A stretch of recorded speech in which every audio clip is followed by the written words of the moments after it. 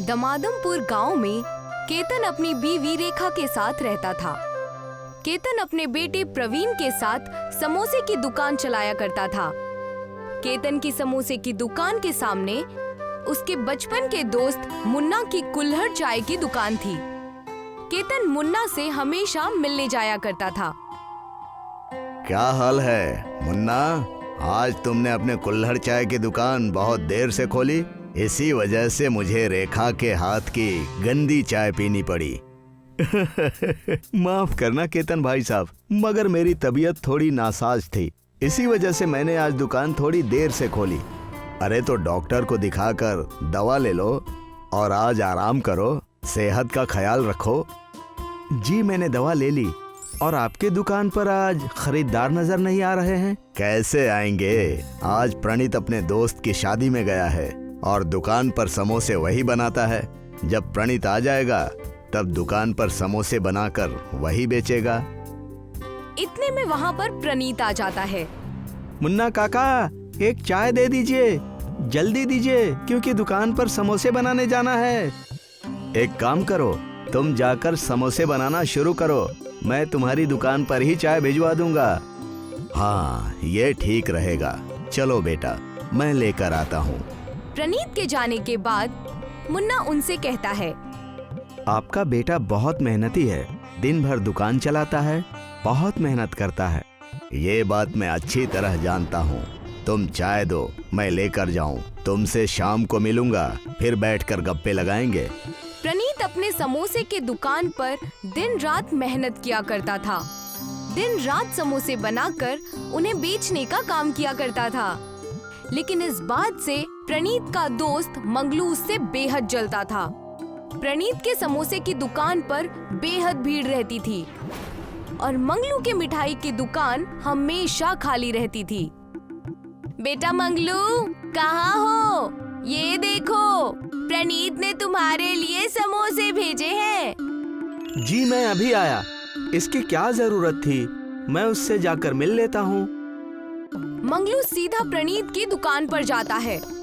लगता है दुकान बहुत अच्छी चल रही है, मुफ्त में समोसे बांट रहे हो। अरे भाई, ऐसी कोई बात नहीं है। वो दरअसल मैंने आज समोसे कुछ ज्यादा बनाए थे तो सोचा तुम्हें भी दे दूं। मुझे सब पता है, तुम ये सब जानबूझकर करते हो, मुझे नीचा दिखाने के लिए। तुम्हारी समोसे की दुकान मेरी मिठाई की दुकान से ज्यादा चलती है, इसीलिए। मेरा मतलब ये बिल्कुल भी नहीं था, तुम गलत समझ रहे हो। चुप रहो और अपना काम करो। मंगलू प्रणीत की दुकान में उससे झगड़ा करने के बाद वहाँ से चला जाता है और जाकर एक बगीचे में बैठ जाता है। ये प्रणीत का बच्चा अपने आप को सोचता क्या है? हालांकि समोसे अच्छे बनाता है, मगर मेरी मिठाई भी किसी से कम थोड़े ही है। इसका कुछ करना पड़ेगा। मंगलू मन ही मन बातें कर ही रहा था कि वहाँ पर गोलू आ गया, जो कि उस गांव का चोर था और जेल से कुछ दिन पहले छूटकर वापस आया था। अरे गोले भाई, तुम जेल से कब छूटे और यहाँ इस बगीचे में क्या कर रहे हो? मैं अभी पिछले हफ्ते ही छूटा हूँ। अब से चोरी करना मैं बंद कर दूंगा और एक आम जिंदगी जीऊंगा। आम जिंदगी में बहुत चोचले हैं गोलू भाई। बड़े परेशान दिख रहे हो, क्या बात है? मंगलू गोलू को अपनी सारी परेशानी बताता है। तब गोलू उससे कहता है, अरे इतनी सी बात है, जाकर उसके समोसे में जमाल गोटा यानी पेट खराब करने की दवा मिला देता हूँ। और क्या, पूरा गांव जब उसके समोसे खाकर पेट की तरफ भागेगा तब मजा आएगा। ये कुछ ज्यादा नहीं हो जाएगा? मैंने तो तरकीब बता दी, बाकी अब सब कुछ तुम पर है। गोलू की बात सच है। मैं उसके समोसे में दवाई मिलाकर उसकी पूरी दुकान चौपट कर दूंगा। मंगलू अपने घर पर पूरी रात उसी ख्याल में डूबा रहता है और गोलू को कुछ रुपए देकर प्रणीत के समोसे की दुकान में दवाई मिलाने के लिए कहता है। आज के दारू का इंतजाम तो हो गया, उसके समोसे में दवाई डाल दूंगा और शाम को मस्त टिकाकर सो जाऊंगा। ये होती है जिंदगी, ऐसे जिंदगी, मजा आएगा। गोलू प्रणीत के समोसे की दुकान पर जाकर दवाई डाल देता है। उस दिन समोसे बहुत बिकते हैं लोग दूर दूर से आकर दवाई मिला हुआ समोसा लेकर जाते हैं। देखा माँ, आज हमारे समोसे बहुत बिके। भगवान करे ऐसा ही कारोबार हमारा चलता रहे। दोनों बातें कर ही रहे थे कि कुछ लोग अपना पेट दबाते हुए उनके यहाँ पर आ गए। ये तुमने समोसे में क्या मिला दिया? मेरे घर का पूरा पानी खत्म हो गया। खेत के घास से काम चलाना पड़ रहा है मुझे। तुम्हारे समोसे बहुत बेकार हैं। मेरा पूरा खानदान बाथरूम का चक्कर लगा लगा कर थक गए हैं। क्या मिलाया था तुमने समोसों में?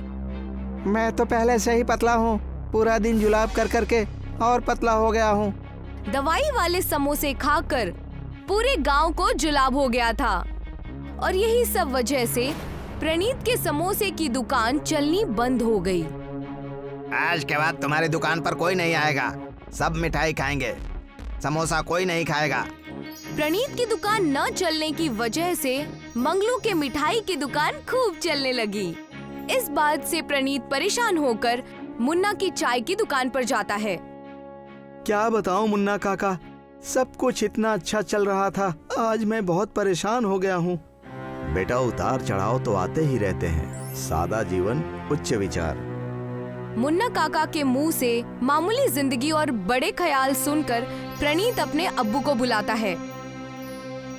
पिताजी, यहाँ आइए। मेरे पास हमारी दुकान बचाने के लिए एक तरकीब है। क्या तरकीब है? आप खिचड़ी बहुत अच्छी बनाते हैं, क्यों ना हम अब खिचड़ी का कारोबार करें? इससे जो लोगों का पेट खराब है वो भी ठीक हो जाएगा, उन्हें हल्का खाना खाने को मिलेगा और हमारा जो कारोबार बिगड़ चुका है वो भी ठीक हो जाएगा। वाह बेटा वाह, तुमने क्या तरकीब निकाली है। हम ऐसा ही करेंगे। क्या मैं भी इसमें शामिल हो सकता हूँ? हम कुल्हड़ खिचड़ी बनाकर बेचेंगे। अरे मुन्ना भाई, ये भी कोई पूछने की बात है। आप जरूर हमारे साथ हमारी कुल्हड़ खिचड़ी की दुकान पर आ सकते हैं। केतन, मुन्ना और प्रणीत उसी दिन अपनी कुल्हड़ की खिचड़ी की दुकान खोलते हैं। केतन खिचड़ी बनाकर प्रणीत को देता है। प्रणीत उन्हें कुल्हड़ में डालकर लोगों को बेचने लगता है। आओ आओ, कुल्हड़ खिचड़ी खाओ। जिसका भी पेट खराब हुआ है यहाँ आओ और ये खा कर जाओ। पहले दिन मुफ्त इलाज। हाँ बेटा, तुमने पहले दिन मुफ्त करके बहुत अच्छा किया। अगर आज कोई ठीक हो गया तो कल से हमारी खरीदारी भी बढ़ जाएगी। पहले दिन ही कुल्हड़ खिचड़ी बहुत बिकी। उनके यहाँ बहुत सारे लोग आए। जैसे जैसे लोगों को पता चला कि कुल्हड़ खिचड़ी खाने की वजह से उनका पेट साफ हो जाएगा, वो प्रणीत की कुल्हड़ खिचड़ी की दुकान पर जाने लगे। मुझे मेरे पूरे खानदान के लिए कुल्हड़ खिचड़ी देना और इस बार थोड़ा ज्यादा देना। देखते ही देखते प्रणीत, मुन्ना और केतन की कुल्हड़ खिचड़ी की दुकान बेहद चलने लगी। दोनों बाप बेटे और मुन्ना कुल्हड़ खिचड़ी की दुकान बहुत अच्छे से चलाने लगे। तुम्हारा बहुत बहुत शुक्रिया जो तुमने मुझे भी कुल्हड़ खिचड़ी का हिस्सा बनाया। ये हमारे लिए खुशनसीबी की बात है कि जब हमारे ऊपर मुसीबत थी तब आप हमारे साथ खड़े थे। ये सब देखकर गोलू और मंगलू सर पीटने लगे। गोलू को चोरी के इल्जाम में पुलिस ने फिर से पकड़ लिया और मंगलू अपनी छोटी सी मिठाई की दुकान फिर से चलाने लगा, जो कि बिल्कुल नहीं चलती थी।